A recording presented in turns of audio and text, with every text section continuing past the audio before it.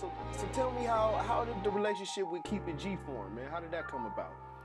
Yeah, me and Dyelow go back to like elementary school age, like 9, 10 years old, just through our families going to the same church, you know.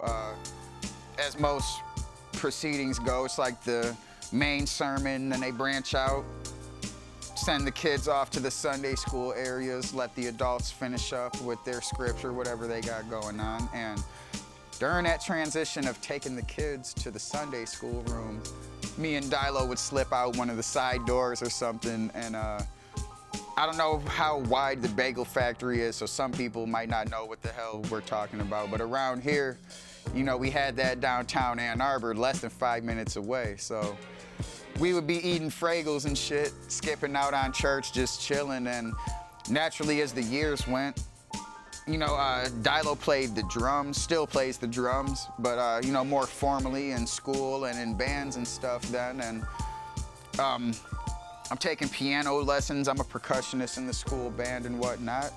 So by the time that our musician skills, whatever you want to call it, cultivated into hip hop, you know, we just kind of brought that together like it was almost effortless. And at first I'd say that,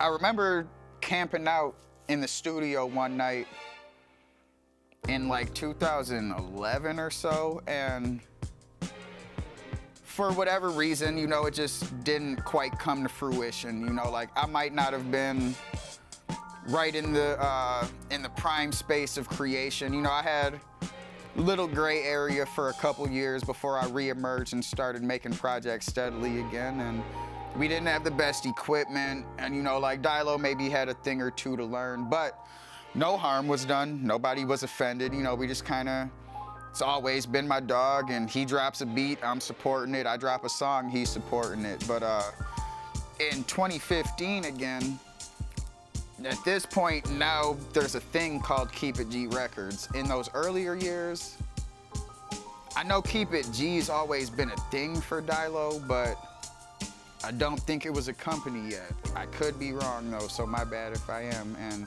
we'll probably have him in one of our future interviews. You know, he'll go deeper into his part of that story. But in 2015, now keepitG is a thing. We've met up at VoxBox Studios 3, 4 times. He got a beat, I got some shit, you know, we come together, but I'm not like quite a member. And I guess I'll kind of go back in time slightly, is that prior to keepitG, I was with Vibe City Tribe, and that's still to this day, fam. Like, to a certain extent, I still consider myself, you know, connected, and like, everybody over there, that's fam, I fuck with them. But I guess I would just say we weren't necessarily in each other's direct circumference, or maybe I wasn't in, because really nothing bad. There was no strife that I'd say drove me away.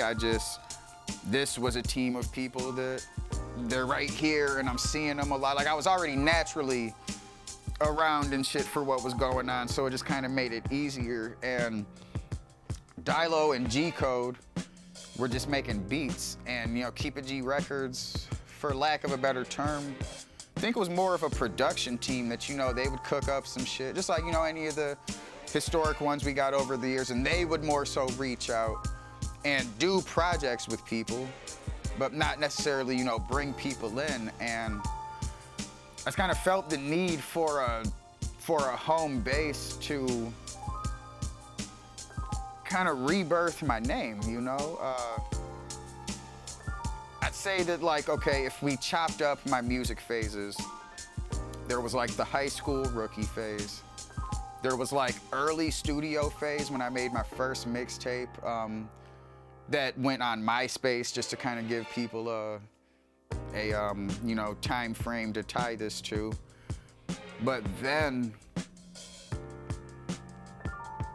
you know, I think it'd be safe to say that my name kind of went dormant, and like, I didn't have very much new music coming. Now, there may have been like the occasional drop, but for the most part, you know, there wasn't shit out there with my name floating around. And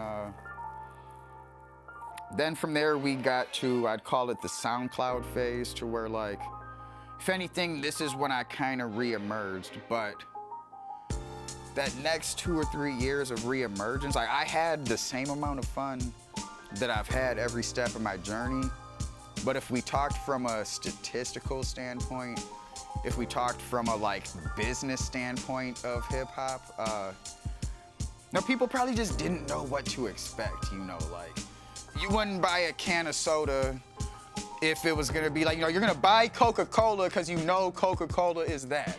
You're gonna buy Sprite because Sprite is what you want to drink. But if the fucking, every time you take a sip of the can, it's just some other, you might not get that shit. You got your daring people, but, you know, I guess the best way to put it is that my branding was at a low point. Like, I'm still, you know, my rhymes are good. That's like never been a problem, but I might not have been doing the best branding and like marketing and just kind of like, I guess, building up to something. It was just kind of like I was an artist and was there, which was probably okay. Might not have been the worst thing, but that was somewhat of a gray area for me. And then, like, you know, the Vibe City Tribe, which we had a lot of great moments. We did a lot of shows in a lot of other cities, rode around, you know, made dope music, smoked good weed, and those are my brothers. But like with the keepitG thing,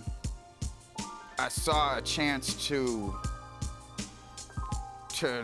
make a stamp, you know, like if we were to call it the high potency stamp. And like, it was a pretty slow start, to tell the truth. Like, you know, we cooked up an EP called Track Flippin', which can be found, and as great of a project as that is, you know, like me and Dyelow, we sat back after we finished War Medicine and we looked at Track Flippin' and we said, see, here on Track Flippin', we did what we could, where on War Medicine, we did what we wanted. And like, you know, like coming out of that gray area, I kind of had to lay the new foundation. And you know, when you lay a new foundation, that cement is wet. You don't just, you know, they don't drop hard out the sky and bam, now let's build the house. Like, nah, you know, so I would, if anything, I might look at Track Flippin' as the wet cement for us that, you know, got to be built off of. And I guess another factor I forgot to kind of point out, even though it kind of led to that, is that I was the first rapper to come to keepitG Records because of the way they were doing things, you know, just as a production team before. So over those years, we'd realized, like, okay, you know, we gotta actually make this into a team. I'm sure we could have just been me and them making beats, but when you realistically look at what it takes to do this entertainment shit, you know, you gotta have a team.